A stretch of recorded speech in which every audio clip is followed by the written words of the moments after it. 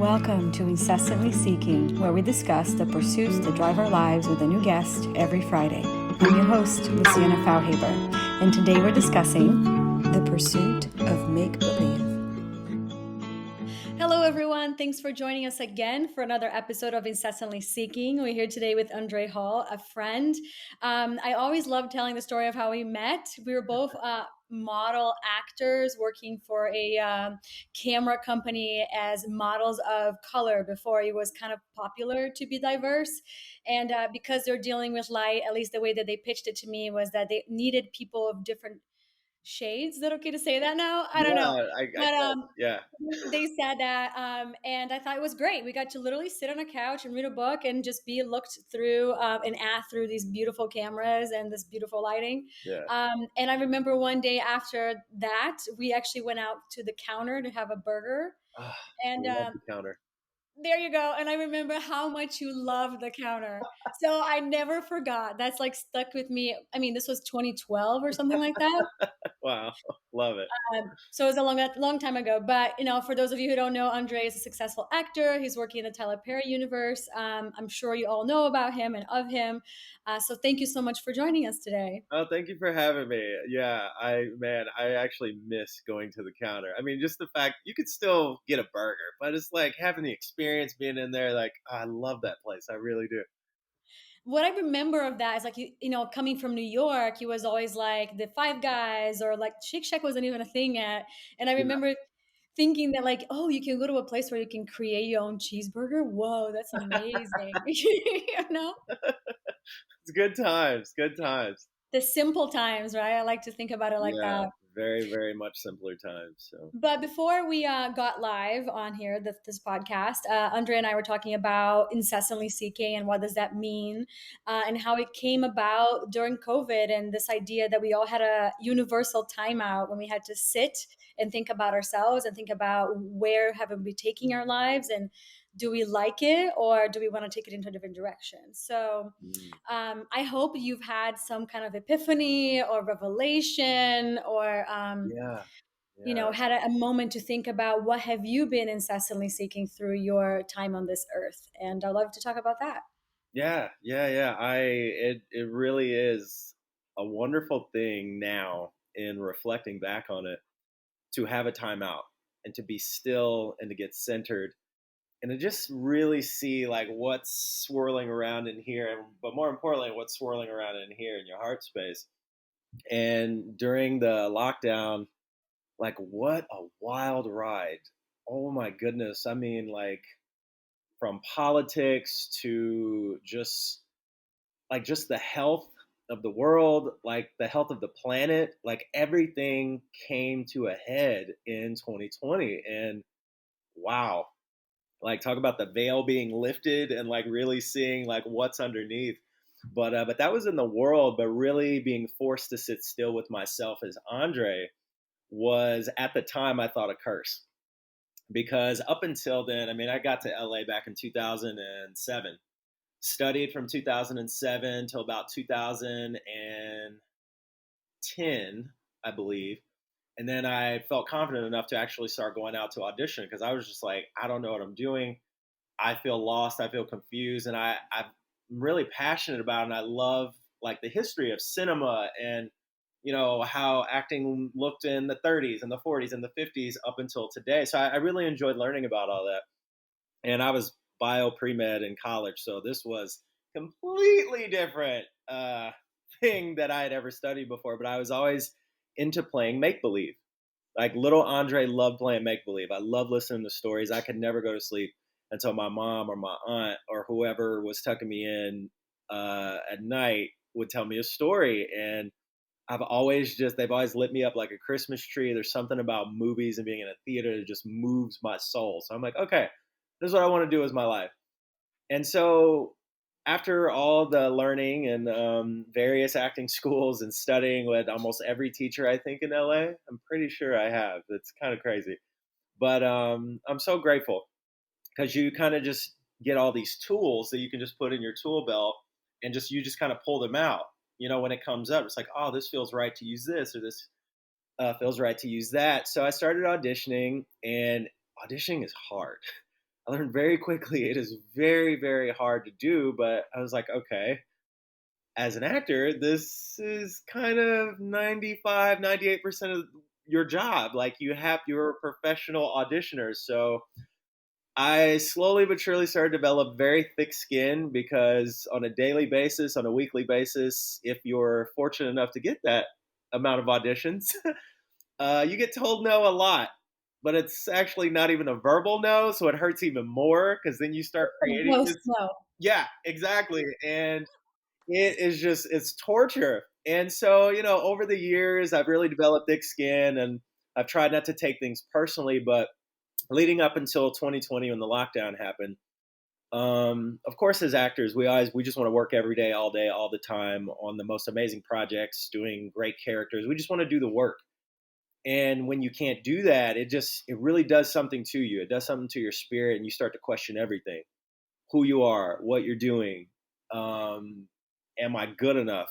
Am I bad enough? Like, is this what I'm supposed to be doing? When am I going to get married? When am I going to have kids? Why does everyone in my family keep asking me those same questions? Like it's just boom, boom, boom. It's rapid fire. And I had been feeling very frustrated. I had been feeling very isolated. I had been feeling really just like almost like I wanted to quit or take a break, but I had never done that before. And the thought of doing that was terrifying. I would always get up to my computer leading up to buying a ticket to go back to Indiana, which is where I grew up. And I was like, you would think like that's terrible. Like that's the worst idea ever. I was like, all right, I'll go to New York. It's like it was worse in New York for a while for the pandemic. It's like, all right, I'll go to Florida. Now it's terrible. And so it's like no matter where you guys like, Andre, stop running. And that became the kind of like the bell that just kept being rung over and over and over again. It was like this aha of just like, Andre, stop running, stop running, stop running. Like there's nowhere to run. And I just got like I felt like I was just going crazy. And so one day I just got fed up. I fired my two lawyers, I fired my publicist, I fired my agent, I fired my manager. I cleaned house, and I was like, something's got to give. I don't feel like a good artist. Nothing's happening anyway, so I'm just gonna just stop and just see what happens. And it like broke my heart. It was like the end of this long relationship kind of thing. And I think I cried for about like 3 straight days. Like I didn't know what was happening to me. I was like, is this like a midlife crisis right now? Like I'm gonna be 37. So I'm just like, oh my God, is this midlife? Is this it? I was like, I don't think you're there yet. I I don't didn't think think so either, midlife but I was just very emotional and dramatic. We're actors, it's just woe is me. Oh my God. but And it's also a very emotional time. I mean, we're all going super through this emotional. Yeah. instability.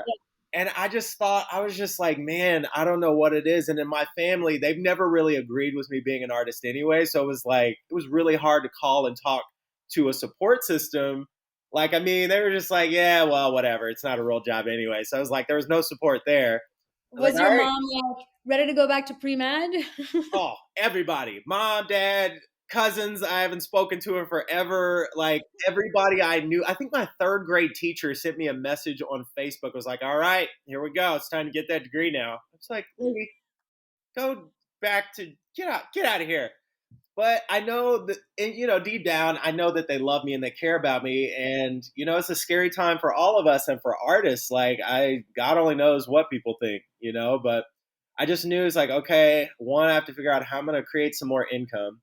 Number two, am I just going to completely walk away from this? Or am I going to sit with what I'm feeling and just see what comes up and not decide right in this moment? And so that's what I kind of just made a mission and a goal of in 2020 was to just like, okay, I'm going to journal every day. I'm going to call my therapist. I'm going to talk with them once a week, maybe twice a week, maybe more than that. I have all the time in the world now. And I was like, I'm going to sit with this until something changes or I am guided or led to do something else. And I pretty much just did that for about maybe like 8 months. It was a good 8 or 9 months. And then I was working part time at a gym, and then the gym kind of opened back up again. And we were outside under a tent, and it kind of worked out that way, but it was still just, I wasn't clear. And then about a year, maybe a year plus, I started, I was like, Andre. Yeah, Can I stop you for 1 minute? yeah. Am I just rambling? Sorry. I'm gonna pause this.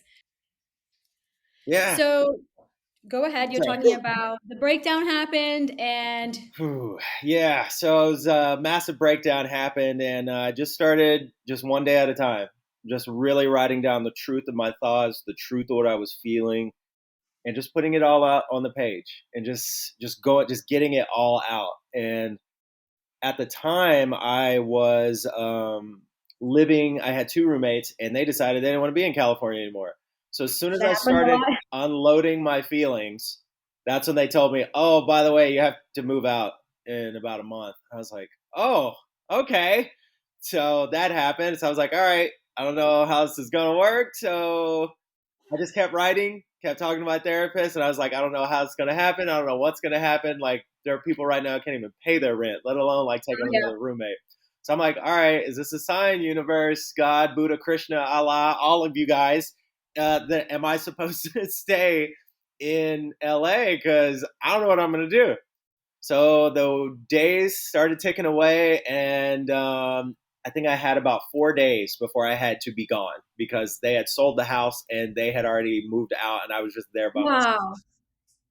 And I'm writing, and I'm praying, and I'm crying, I'm meditating, and my girlfriend was like, "Hey, listen, this is gonna sound crazy, but do you want to come and like live with me and my mom and dad in their house? I know what's going on, and I don't want you to leave, and I think you should stay here." And I was like, is this you? Is this, I don't know. So I was like, all right, cool. So, 1 second. yeah. You guys, for everybody who is listening, there is an IKEA pickup happening right now, and they won't. Do you hear that? I have to be right back. Give me 1 second. Sorry about that interruption. Once again, of course, you tell people not to show up in this one specific time, and that's exactly when they show up. So, thank you for your patience. Yeah. And I am so proud of your girlfriend who said, move in with me and my Oh, parents. man. Yeah. And I was just like, I mean, of course, like when like you hear that, it's like, oh, I'm so thankful. Thank you so much. But then it's like, I'm about to move in with you and with your parents. Like, oh, this just keeps getting better and better. So I moved in, and it worked out so perfectly. Like it worked out like better beyond than expected because like we got to know each other in a very different way. It was like our first time like kind of living together. It was my first time really getting to know her parents in a very intimate, like deep, close way, and it was really awesome. And I learned a lot about her, a lot about We're myself. still together. Yeah, exactly. We're still dating. Everything is working out still. We actually live together in our own place now, so it's quite wonderful. But yeah, she was just there, and literally every time I cried, she would hold my hand.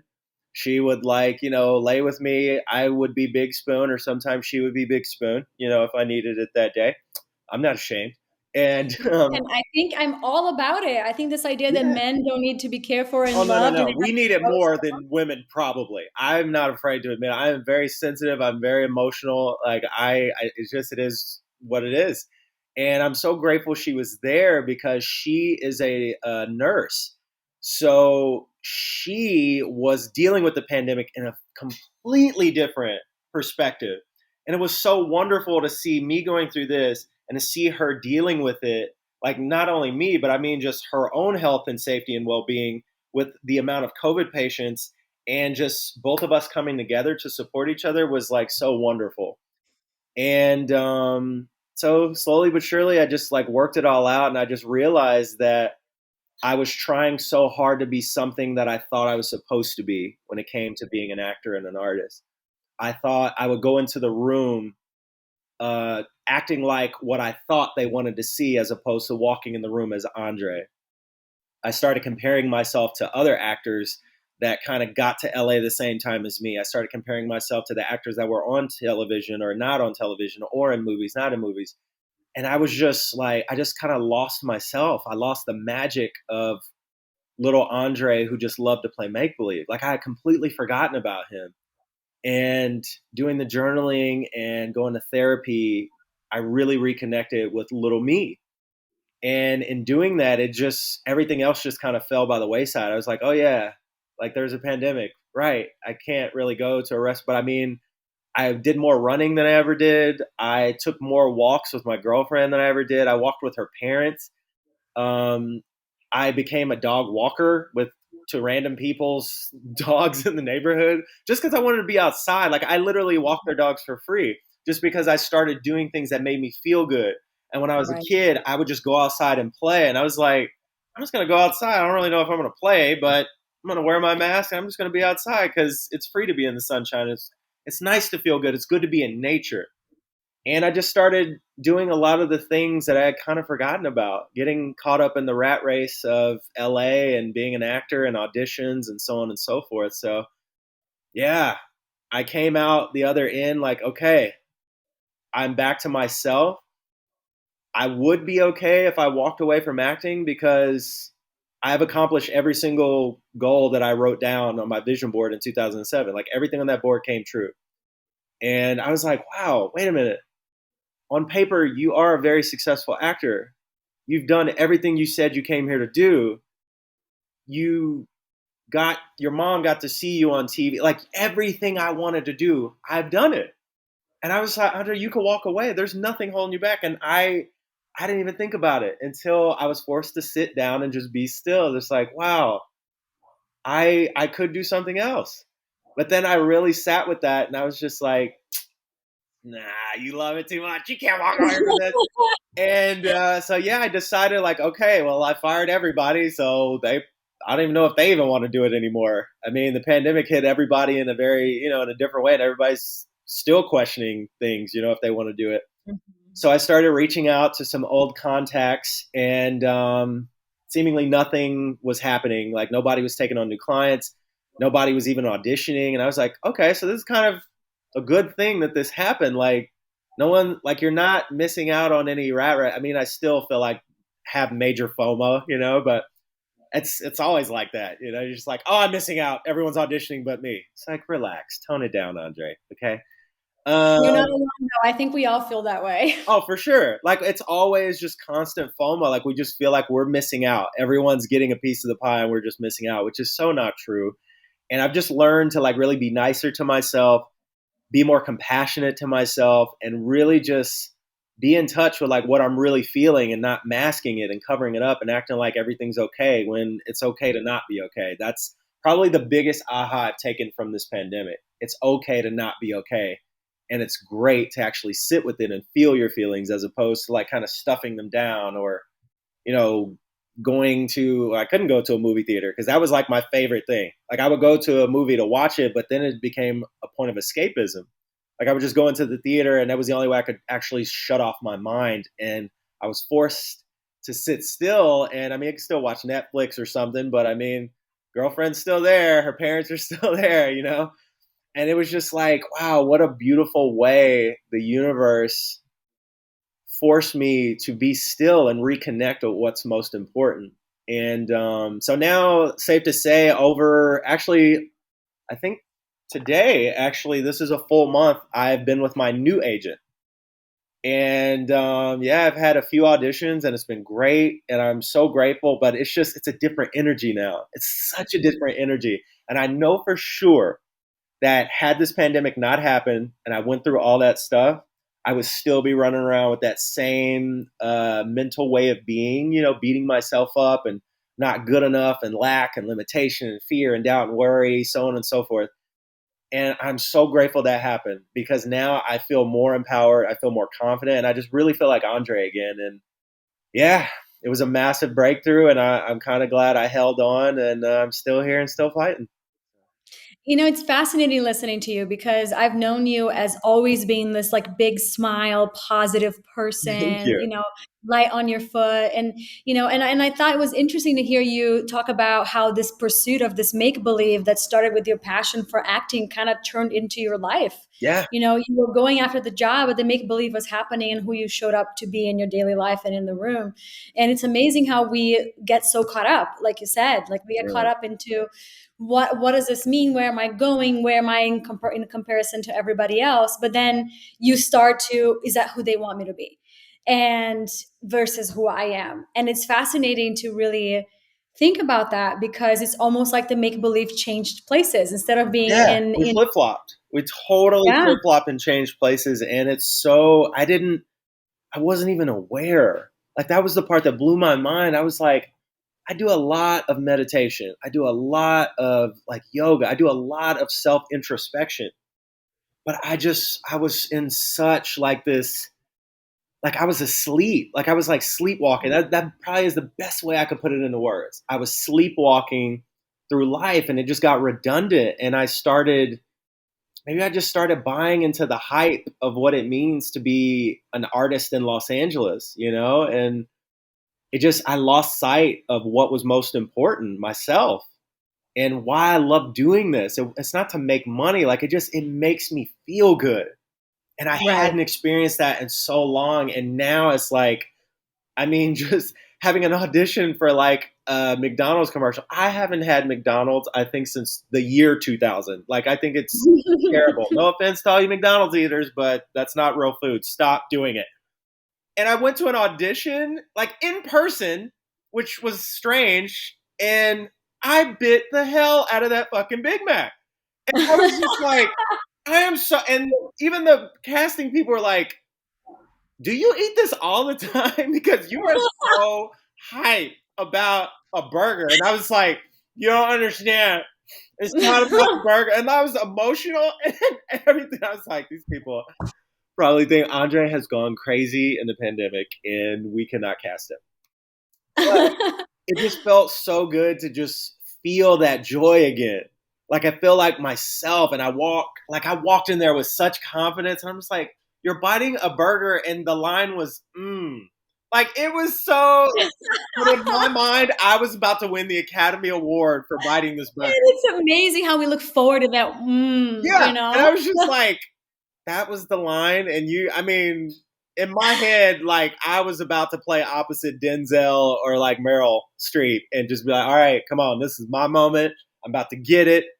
But yeah, man, it just it's so stupid, but so significant and massive at the same time. It's just like, man, like please, please, please, if you guys don't get anything else from this, do all that you can to be still and be present with yourself. Be honest with what you feel. Write it down. Talk to somebody. Like this is the perfect time to like go inward and like really figure out what's in there, what's going on, and just be honest. You know, like that was the thing. I don't think I was that honest with myself for a very long time. And it not only in my acting career, but I mean, in my relationship with my girlfriend, like we started communicating on a level I don't think I've ever had with a human being before.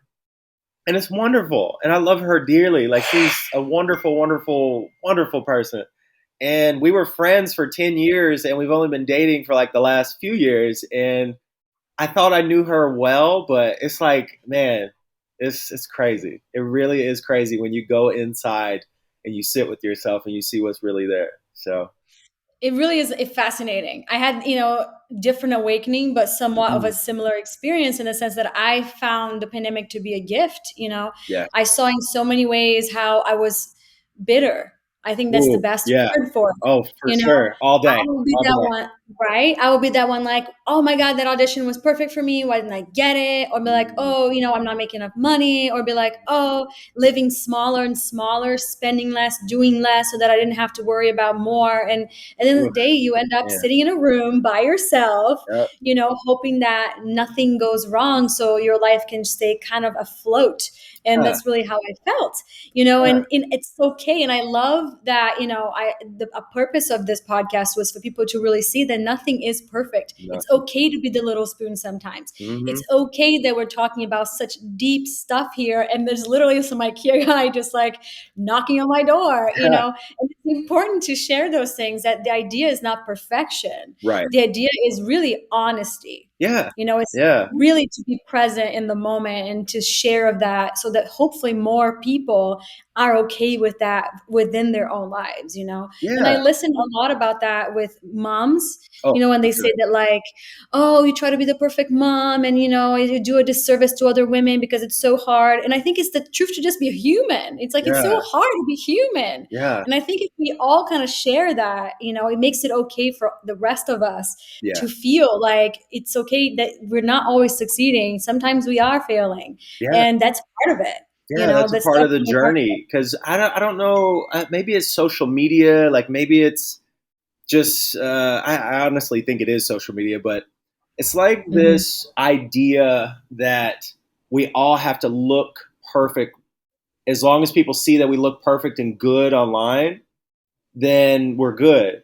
But it's just like we buy into that so much, and it's just like you have no idea what somebody's going through. They could look immaculate and use a million filters and put it out there and have a million followers and be the most miserable person on this planet. You have no idea. But what I do know for sure is we are all human. We all feel things. We all go through things, and none of us are perfect. And that's what makes us so beautiful. Like that's the Right. journey. Fall in love with the journey again. And this pandemic, like, was a whew, it was brutal at first, but now it's a beautiful experience. Like it was definitely like challenging and painful and terrifying and scary, but beautiful, amazing, wonderful, and fantastic at the same time. And that in and of itself is life in a nutshell. All of that. And the idea of play, Yeah. like the pursuit of make believe. I used to love, I grew up in a very difficult family situation. And so Mm, I didn't feel like I had a lot of a childhood. yeah. And so when I became an actor, it was exactly that. Like, I get to play, Yeah. I get to make believe, I Yeah. get to be in like a magical world that is not Yeah. real for some part of my life. And I get to live all these other experiences that otherwise I couldn't. Yeah. And somehow we lose track of that. And, I feel like we can't really rely on a global pandemic consistently to have these life awakenings. Nah. Nah. So, hopefully we won't forget that this Yeah. happened. Yeah. This will definitely like sit with me. Like this will probably go down as besides booking my first job years ago, probably the most significant year in my artistic career, but just in my life in general. Like it was such a beautiful thing. It was so great and so needed. And I am so grateful and so honored to like really listen to it because I could have just fought and fought and fought. But the beautiful thing about it is like the more I fought, the more things seemed to fall away. And I was just Right. like, wow. And it took me a minute to like really get that. I was like, the more I kept trying to force it, the more stuff just or people just walked away. The more I thought I could control and fix it, the more I Hmm. lost control and it fell apart. And I was like, there's something behind that. But at the time, it was just like, woe is me. Why is the world beating me down? Ah. But but now it's just like, no, that was not happening like to me. That was happening through me. That was setting me up for getting back to what is important and to just reveal it is like whether you do this or stop doing this, you're still a great person. Like you Hmm. still are good. Like your career does not define you or lack thereof does not define you. Like like it's kind of hard to like really put it into words, but I just feel so joy. I just feel like myself again. I feel like Andre again, and that little kid, like little Andre, is like dancing all the time now, and he was like kind of sitting in the corner, just waiting on me to come and like get him. And I think the pandemic like helped me come and like we're holding hands and we're just hanging out now. It's great. I love that. I think I read somewhere um, that said that no matter how great it is, Yeah. the best is still yet to come. Oh, for And when sure. you think about that, it's like, because at least for me, because we go through so much as performers and, this freelance life, when we have that job, it's so precious, Mm, when we get that opportunity and we're like, oh, I hope this doesn't go away. And I hope we get more of this. And, oh, let me enjoy every second of it. yeah. And now when something like that happens, I remind myself, this is great, but the best is still coming. Yeah. And that keeps me aligned, There you of go. like focus on this, enjoy it for everything that it is. But remember, this is not the end all. These people are not like some gods who gave you some gift of Right. this job. You know what I Right. mean? Like, Yeah. Yeah. and they're just regular people. Yeah. You are just a regular person, and you got this one opportunity. Great. Focus on the whatever coming next, because by the time that October, September comes, you're going to need the next thing. Yeah. And Yeah. that keeps me focused and direct. And with my work, I experienced a difference too, Yeah. because for a moment I thought maybe I'll leave, maybe I'll stop. What am I doing? Am I happy? Yeah. You know, at some point I don't think I was happy anymore. And now when I get an audition, I'm like, oh, cool. Today I get to act for 5 minutes and I get to play for a little bit. Yeah. And like, okay, who's this person? What is it like? And, Yeah. oh, there's a little accent here. Or like, oh, the hair is like that. And, there's things that I now think about as a playful thing that I before would be like, I got to learn these lines and I got to get this emotion. I got to cry on the word, heart. And it was like so mechanical and Yeah. specific. Yeah. Because you just And I want to didn't get it notice it either. right. We just wanted to get it right. And Right. I was like, Andre, you don't, normal human beings don't talk that way. We're not mechanical. We don't know. We're going moment to moment in real life. Like, what were you doing? But but in my mind, I was so justified in it. I was like, no, Right. this will be like the best audition if I cry on this line and I say it this way and I had my body turned like I had planned it. And it was just, it's insane, insane. And like now I can laugh at myself because I think at the time, like right before everything shut down, we're doing a lot of self tapes and I still have those auditions. And I like one of my tasks to do in one of my therapy sessions, which still makes me cringe. I had to go back and watch them, and I watched my auditions, and I was horrified. But I was that's like, I called would growth. never hire this guy. I would never hire him. He looks like he is miserable. He would not be fun to be with on set. I don't think he's coachable. I don't know. Maybe he should. And I was just like, wow, I get it. I totally understand. And it was so brutal, but so good at the same time. And it's just like, yeah, just let go if you're getting it right. Let go of if you get it or not. Just like you said, celebrate that you get an opportunity to act and just leave it at that. And that's all I've been focused on. Just like I'm celebrating that I get to act for this 5 minutes, this 2 minutes, this 3 minutes, whatever. I get to be somewhere else. I get to live in a different world. I can let go of me, but still bring me to the character and just be okay with how it turns out. Like, I mean, you could maybe get another take or tape it again if you want, but at the end of the day, leave it there. Like when I close this computer, I don't want to think about it. I don't want to look at it. And I haven't. Like, I would obsess about one audition for about a month. I truly would and be devastated over it. Devastated.